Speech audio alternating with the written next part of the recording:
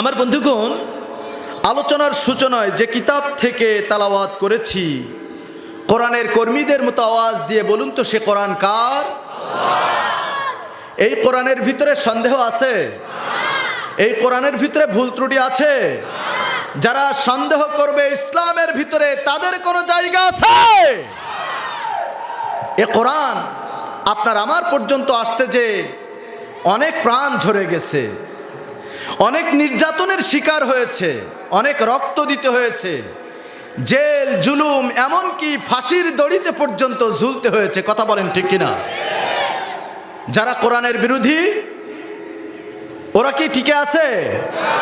যুগে যুগে যারাই কোরআনের বিরোধিতা করেছে, বেঈমানগুলোকে আল্লাহ রাব্বুল আলামিন এক এক থাপ্পড়ে শোয়াই দিয়েছে। কথা বলেন ঠিক কিনা? আজও বর্তমান সময়ে কোরআন বিরোধী মানুষ আছে নাকি নাই? সবাই বলেন আছে না নাই? এখানে বিভিন্ন শ্রেণী পেশার মানুষ একত্রিত হতে পারেন।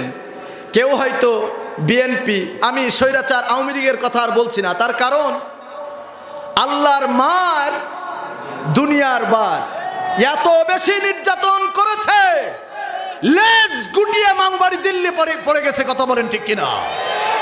কোরআনের পাখি আল্লামা সাইদি বলেছিলেন, বেশি বাড়াবাড়ি করবেন না। 12 কোটি মুসলিম যদি গাছের গোড়া ধরে হালকা ঝাঁকুনি দেয়, মামুবাড়ি দিল্লি যেয়ে পড়বা। কথা বলেন ঠিক কিনা? সারা বিশ্বের ভিতরে এতগুলো দেশ থাকার পরেও এ স্বৈরাচারী খুনি হাসিনার আর কোথাও জায়গা হয়েছে?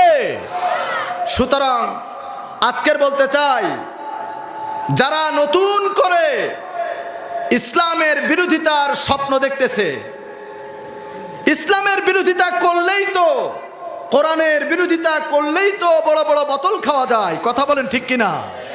এজন্যই তো সব সময় ইসলাম নিয়ে যত সব চুলকানি এদের ভিতরে। কথা বলেন ঠিক কিনা? আজকের বলতে চাই, যারা নতুন করে ইসলামের বিরুদ্ধে অবস্থান নেওয়ার দুঃসাহস দেখাচ্ছে, আমি তাদেরকে বলতে চাই, বাংলার মুসলমান এখন কিন্তু আর ঘুমিয়ে নাই। বাংলার মুসলিম কিন্তু এখন জেগে রয়েছে। ঠিক কিনা? এই কোরআনের জন্য বাংলার মানুষ জীবন দিতে জানে। এই কোরআনের জন্য বাংলার মানুষ সংগ্রাম করতে জানে। কথা বলেন ঠিক কিনা? এই কোরআনের জন্য কোরআনের দায়ীরা ফাঁসির দড়িতে ঝুলতে জানে। কথা বলেন ঠিক কিনা? সুতরাং এই কোরআনের জন্য যদি প্রয়োজনে আবারও আমাদেরকে রক্ত দিতে হয়, রাজপথে নামতে হয়, ও মুসলমান, আমরা কি তৈরি আছি? কারা কারা তৈরি আছি? দুটি হাত তুলে আল্লাহ তাআলাকে দেখায় দেয়। আল্লাহ তাআলা কবুল করুন। হাত নামান। আমার বন্ধুগণ, সেই কোরআন থেকে আমি আলোচনা করব। অল্প সময় কথা বলবো, যেহেতু উঠতে দেরি হয়ে গেছে। আমি কথা বলতে চেয়েছিলাম 1.5 ঘন্টা, কিন্তু এখন 1 ঘন্টার বেশি আর কথা বলা যাবে না, যেহেতু সামনে ফজর রয়েছে। আলোচনা বেশি দীর্ঘায়িত হলে যে মানুষগুলো ফজরের জামাত কাজা করবে, এ দায় কে নেবে? এ দায় তো সব কমিটি বহন করতে হবে। এই জন্য আমি এই তাফসির মাহফিল থেকে বাংলাদেশের সকল তাফসির কমিটির কাছে আমি বিনীতভাবে অনুরোধ করব যে আপনারা যত দ্রুত সম্ভব রাত 12টার ভিতরে কোরআনের মাহফিলগুলো সম্পন্ন করার চেষ্টা করবেন। আর না হলে তাফসির মাহফিল 1:30 2টা পর্যন্ত হওয়ার পরে যে মানুষগুলোর ফজরের জামাত কাজা হয়ে যাবে, এ দায় কিন্তু আপনাদেরই বহন করা লাগবে। কথা বলেন ঠিক কিনা? আমার কথার সাথে আপনারা একমত রয়েছেন? আলহামদুলিল্লাহ। বরিশালবাসীর আপ্যায়ন, আতিথেয়তা, ভালোবাসা আমাকে মুগ্ধ করে ফেলেছে। আলহামদুলিল্লাহ। আমি ভাইদেরকে কোরআনের জন্য ভালোবাসি। আমরা সেই কোরআন থেকে কথা বলবো। প্রথমেই বলতে চাই, এ কোরআন মনোযোগ সহকারে আমাদেরকে শ্রবণ করতে হবে। যদি আমরা মনোযোগ দিয়ে কোরআনের কথাগুলো শুনি, বলুন তো রহমত নাজিল করবেন কে? সবাই বলেন, রহমত নাজিল করবেন কে? আল্লাহ রাব্বুল আলামিন কোরআনুল কারীমের ভিতরে বর্ণনা করতেছেন, ওয়া ইযা কুরিয়াল কুরআনু ফাসতামিউ লাহু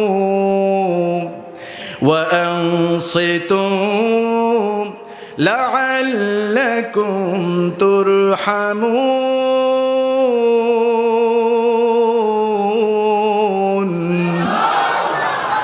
আল্লাহ রাব্বুল আলামিন কোরআনুল সূরাতুল আরাফ 9 নম্বর পারা 15 নম্বর পৃষ্ঠার 11 নম্বর লাইনের ভিতরে 204 নং আয়াতের মাধ্যমে বিশেষ করে আমরা যারা কোরআনের প্যান্ডেলে বসে রয়েছি আমাদেরকে ডাক দিয়ে আল্লাহ তাআলা বললেন, ইদা কুরিয়াল কুরআন,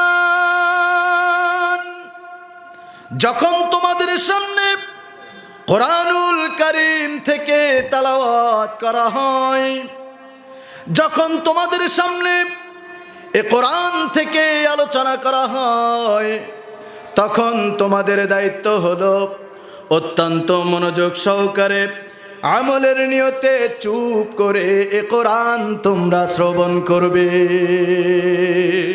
এ নির্দেশ কে দিচ্ছেন? এ নির্দেশ কে দিচ্ছেন? আল্লাহ রাব্বুল আলামিন বলেন, যদি তোমরা আমলের নিয়তে চুপ করে কোরআন শ্রবণ করো, আশা করা যায় আমার তরফ থেকে যতগুলো রাহমাত রয়েছে সমস্ত রাহমাতগুলো তোমাদের পরে নাজিল হয়ে যাবে। আরো জোরে বলুন সুবহানাল্লাহ।